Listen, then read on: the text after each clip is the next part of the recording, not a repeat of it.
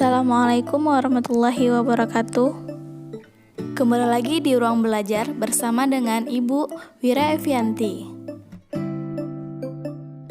Apa kabar anak ibu semua? Semoga semuanya dalam keadaan sehat walafiat. Amin amin ya robbal alamin.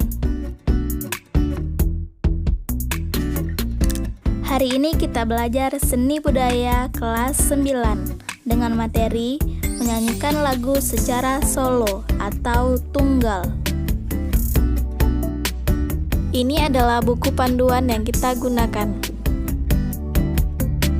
Sebelum kita lanjut ke dalam materi, perlu kita ketahui bahwa tujuan pembelajaran kita hari ini adalah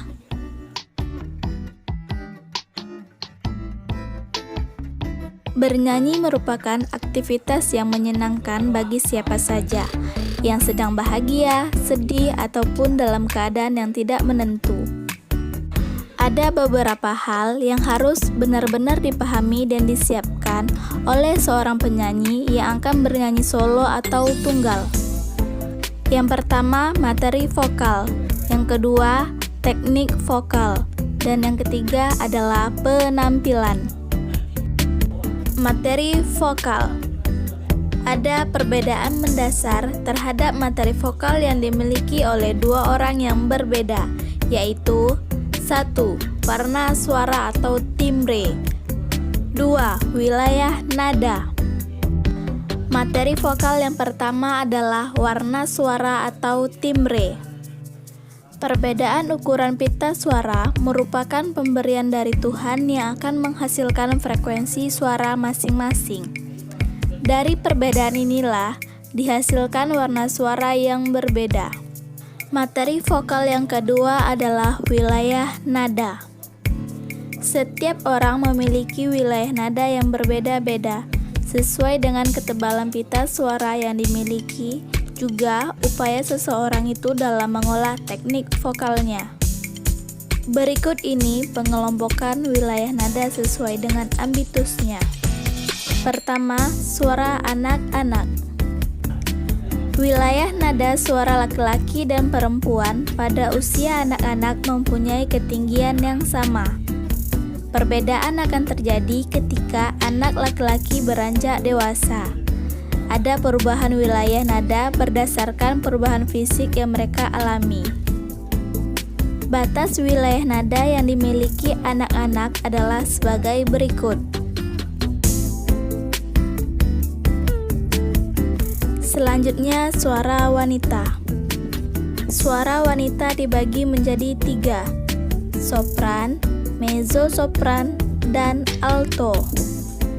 Sopran adalah suara tinggi wanita. Mezzo-sopran adalah suara sedang wanita. Dan alto adalah suara rendah wanita. Yang ketiga adalah suara pria. Suara pria dibagi 3, tenor, bariton, dan bass. Tenor adalah suara tinggi pria. Bariton adalah suara sedang pria. Dan bass adalah suara rendah pria. Selanjutnya, teknik vokal. Ada beberapa hal yang harus diperhatikan dalam teknik vokal. Yang pertama, sikap bernyanyi. Yang kedua, pernapasan diafragma. Yang ketiga, resonansi. Bernyanyi yang baik harus diawali dengan sikap bernyanyi yang baik pula. Karena sikap berdiri yang baik ini dapat memaksimalkan tenaga untuk bernyanyi. Berikut ini cara berdiri yang baik pada saat bernyanyi. 1. Badan tegak dan rileks, kaki dibuka sedikit. 2. Berat badan bertumpu di kedua kaki dengan seimbang. 3. Dada dibusungkan tapi tetap rileks. 4. Pandangan lurus ke depan. 5. Posisi tangan rileks di samping kiri dan kanan. Selanjutnya, pernapasan diafragma. Saat pernapasan diafragma, Udara ditarik sedalam mungkin dan disimpan dalam diafragma. Kemudian, udara dikeluarkan secara perlahan sewaktu bernyanyi. Pernapasan ini memungkinkan kita menghasilkan suara murni dan napas yang panjang. Pernapasan ini paling cocok untuk bernyanyi karena dapat menghasilkan nafas sebanyak-banyaknya dan mengeluarkan secara perlahan-lahan dan teratur. Yang ketiga adalah resonansi. Dalam bernyanyi, seseorang harus dapat menggemakan suara dengan cara menempatkan sumber suara agar suara lebih keras pada saat dikeluarkan dan sampai pada pendengar. Proses menggemakan suara ini disebut dengan resonansi. Ada 3 jenis resonansi atau tempat memantulkan sumber bunyi sesuai fungsinya, yaitu resonansi dada, resonansi hidung, dan resonansi kepala. 1. Resonansi dada. Memantulkan sumber bunyi pada bagian dada akan menghasilkan suara rendah. Jika akan memproduksi suara yang rendah, hendaklah menggunakan resonansi dada agar nada rendah dapat dicapai dengan tepat dan halus. 2. Resonansi hidung. Memantulkan sumber bunyi pada bagian wajah seputar hidung, yaitu meliputi tulang rahang, mulut, sampai ke pipi, akan menghasilkan suara sedang yang tepat dan halus. Selain itu juga, kerja tenggorokan tidak terlalu berat dan tidak mudah lelah. Suara yang dihasilkan pun akan terdengar lebih bening dan bersih. Selanjutnya, resonansi kepala. Memantulkan sumber bunyi pada bagian kepala akan menghasilkan suara tinggi dan halus.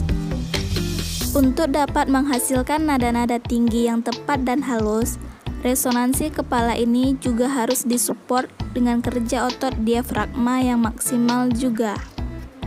Selanjutnya, teknik vokal yang harus dipahami adalah artikulasi atau gerak mulut. Artikulasi adalah cara pengucapan kata demi kata yang baik dan jelas. Selanjutnya, prasering. Prasering adalah aturan pemenggalan kalimat yang baik dan benar sehingga mudah dimengerti dan sesuai dengan kaidah-kaidah yang berlaku.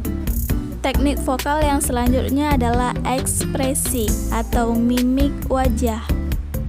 Pada saat bernyanyi, hendaknya memberikan ekspresi sesuai dengan tema lagu. Dengan begitu, makna lagu akan lebih mudah diterima oleh pendengar.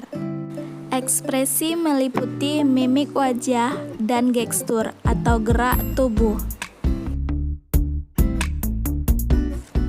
Persiapan yang harus dilakukan oleh seorang penyanyi selain materi vokal dan teknik vokal, dan yang paling penting adalah penampilan.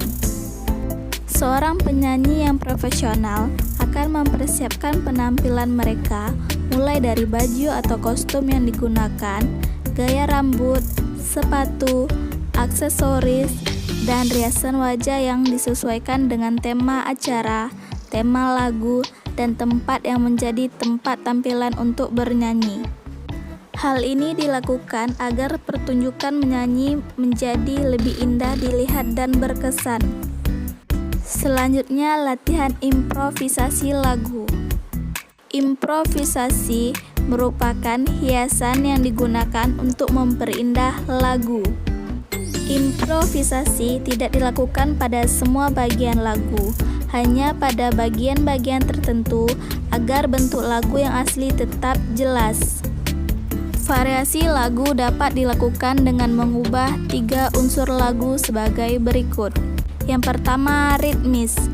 Perubahan dalam irama lagu, misalnya lagu yang diciptakan dalam irama pop divariasikan dengan cara dibawakan dengan iringan irama jazz atau dangdut. Yang kedua, melodis. Biasanya berupa penambahan nada dengan jarak nada yang berdekatan. Yang ketiga, dinamika. Perubahan bunyi keras dan lembut pada bagian lagu sesuai dengan kesan yang akan disampaikan. Berikut contoh menyanyikan lagu secara solo atau tunggal.